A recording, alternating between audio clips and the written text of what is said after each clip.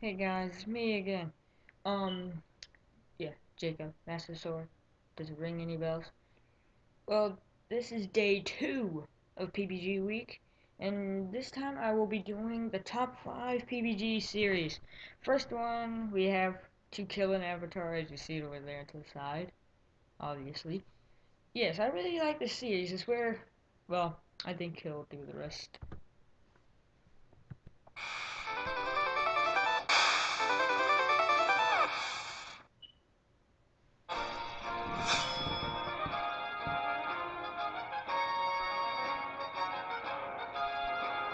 It's not really Zelda month, by the way. November isn't a Zelda month.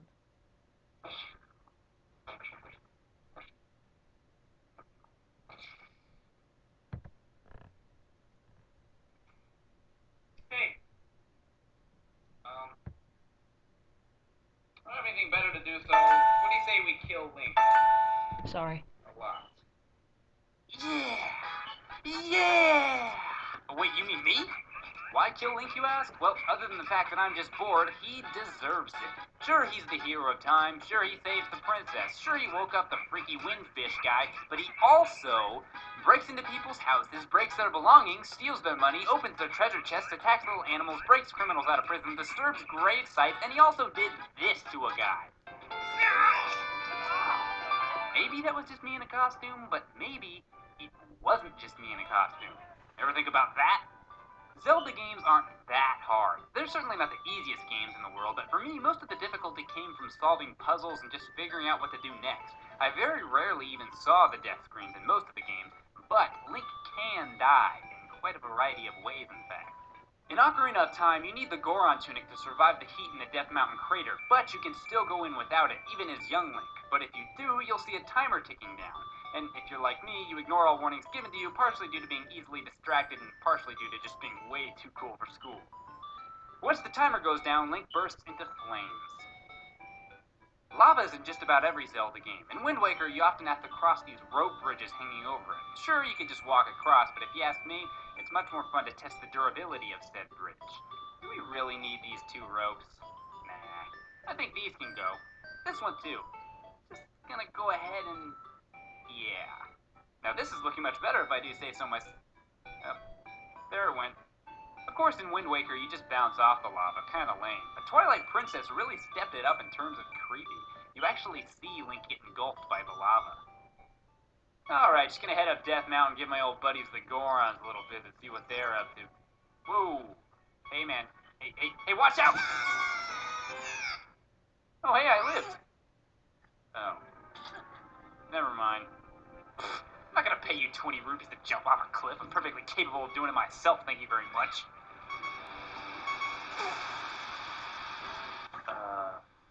Too late to pay you those 20 rupees? Yes, I want to go up. Thank you. Hey, what's that over there? Whoa, that's not good. Oh, oh, I'm in the wall. There's also some glitches you can do to kill our little green-skirted hero. In Wind Waker, go to Outset Island before you get the Ferris wheel working. Jump onto the cart and climb up, then play the Song of Passing. Happy birthday! You're dead.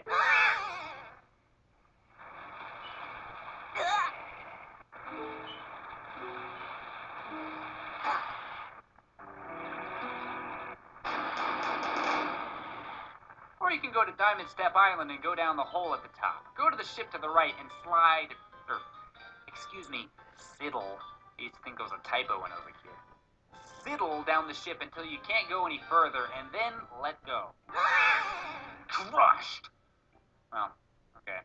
More like glitched. Glitch Crush! In Ocarina of Time, when you get to Hyrule Castle Town, go left. If you haven't already, blow up the rock blocking the hole. Now, get your health low enough so that one bomb will kill you. Get as close as you can to the hole without falling in and pull out a bomb. Just as it's exploding, run into the hole. If done correctly, you should lose all your hearts and you'll start falling through what appears to be water. After a few seconds, you'll reappear on the bridge. But you'll be dead. Now do the exact same glitch, but have a fairy in a bottle. Instead of falling for a long time, you'll drop into some water and die, but luckily for you, the fairy revives you. But unluckily for you, you're now stuck for all eternity. One thing that makes Zelda a really good game for kids is that it teaches you lessons. Like, you shouldn't attack old men in dungeons because they'll shoot fireballs at you until you die, but it's okay to attack old men who aren't in dungeons because they are invincible. And if you steal from a shopkeeper, don't come back to apologize when your conscience gets the better of you because they might have a laser blaster that can electrocute you to death. In fact, they probably have a laser blaster that can electrocute you to death. It's best to just assume that they do. I mean, I would. The biggest lesson in Zelda, however, is don't attack small animals, like the pigs in Wind Waker. If you attack these guys, they'll go on a rampage and attempt to kill you. The only thing worse than being chased by the pigs is being chased by this guy. No, no, no, no, go away! I don't want to talk to you again! I find it funny that when they kill you, they freeze, but they're still steaming in anger. There's another pig on Outset Island that later in the game grows to be huge. If he attacks you, he takes out 3 hearts. That's more than Ganondorf does to you. It's one epic little piggy. And then there's the most famous one, the Cuckoos. Ever since A Link to the Past, in just about every Zelda game, if you attack a cuckoo for too long, its brethren will come flying to its revenge. 1, 2, 3. They'll be coming round the mountain when they come. They'll be coming round the mountain when they come. They'll be coming round the mountain. They'll be coming round the mountain. They'll be coming round the mountain when they come to kill you. And that sadly is all the time we have for today, but I'll leave you with one more thing, what is quite possibly the worst debt you could ever have in any video game ever. Give me the debt.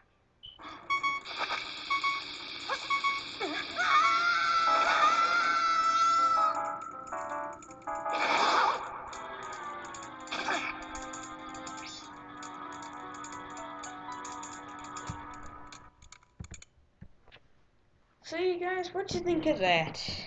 Well, I will be right back with another series that is number 4. Here's a good series. It's Peanut Butter Gamer's Top 10 list. Well, Well, yeah, I love these. I love top 10s. I love hearing different opinions with other people. Especially him. Pretty cool, actually. This one is for some hardcore gamers out there, if you like revolvers. But, here you go. Why isn't it playing? There we go.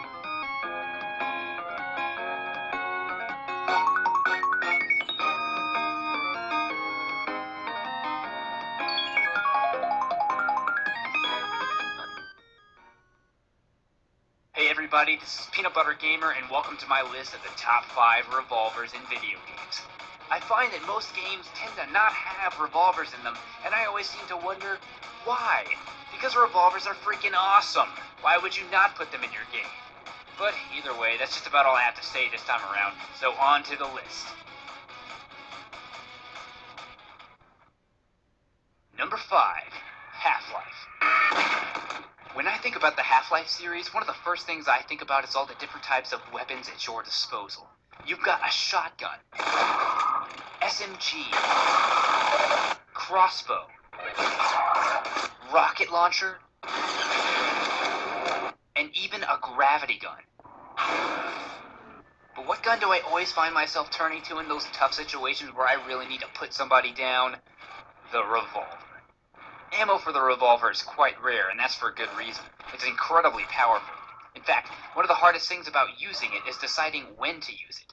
Since the ammo is in such short supply, you don't want to waste it on some measly head crab, and whatever you do, you certainly don't want to miss. Even with its large kickback and slow reload times, whenever you do use this revolver, one thing's for sure, you won't be disappointed. Number 4. Team Fortress 2, The Ambassador. Team Fortress 2. So many fun classes to play. And then there's the Spy. This was a disappointment. Okay, I'm just teasing. Although I may personally not be the biggest fan of the Spy, even I have to admit, the Spy's Ambassador is a pretty slick revolver and can be very effective if used correctly. Sadly, you're only seeing me use it, and I'm a terrible spy, so keep that in mind while you're watching this. The Ambassador actually has a couple similarities to the sniper rifle in Team Fortress 2. It's incredibly pinpoint accurate like the sniper rifle, as long as it's fired in short bursts, And 2, it gets an automatic critical whenever you get a headshot, as long as it's not in that same accuracy cooldown period. Though the spy is best known for his knife, a seasoned spy knows when and when not to use his ambassador. So why don't you spies take a break from backstabbing me once in a while and shoot me in the head with a revolver instead? Number 3. Fallout 3, Blackhawk. Okay, take a revolver and a scope. Now put the two together. What do you get? The Blackhawk. A revolver with a scope on it. I don't even think I need to say anything else, but I guess I will. The Blackhawk is one of many unique weapons you can get in Fallout 3 by doing various things. It's basically a souped-up scope 44 Magnum. Many enemies such as super mutants can be dispatched easily with one swift, fast shot to the head with this tiny little beast.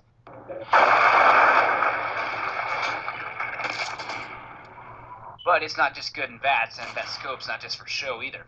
While aiming down the scope, you have no recoil, which makes it perfect for picking off enemies at a distance, especially if it'll take more than one shot to bring them down. Like the revolver in Half-Life, it does have a rather long reload time, but unlike that revolver, there is little to no kickback to speak of.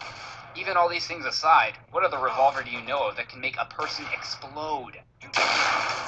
Kaboom. But I guess just about every weapon in Fallout 3 can do that. You killed him! Number 2. Bioshock.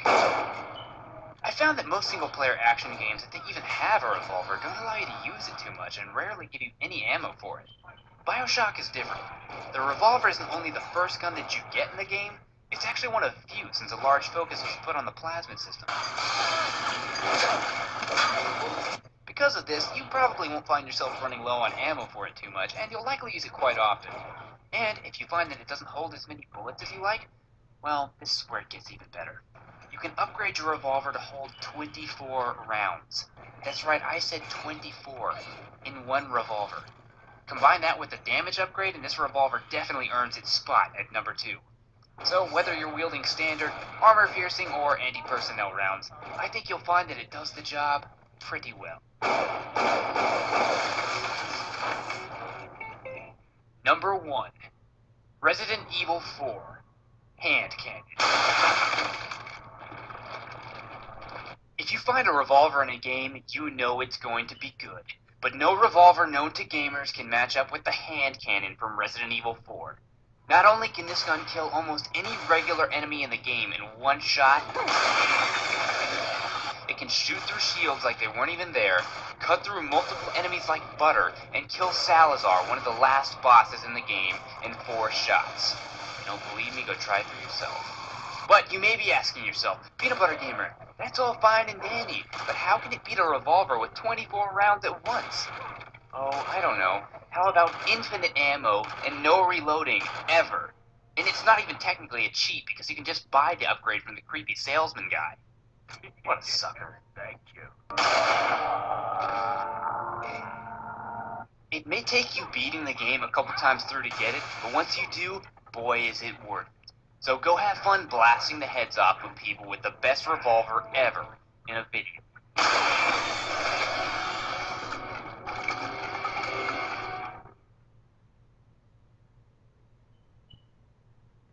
Well, wasn't that interesting? Oh, there's still 3 more to go, and each will be better than the last. Anyway, I am the ultimate peanut butter gamer fan, Jacob Gaskins, and I will actually see you later.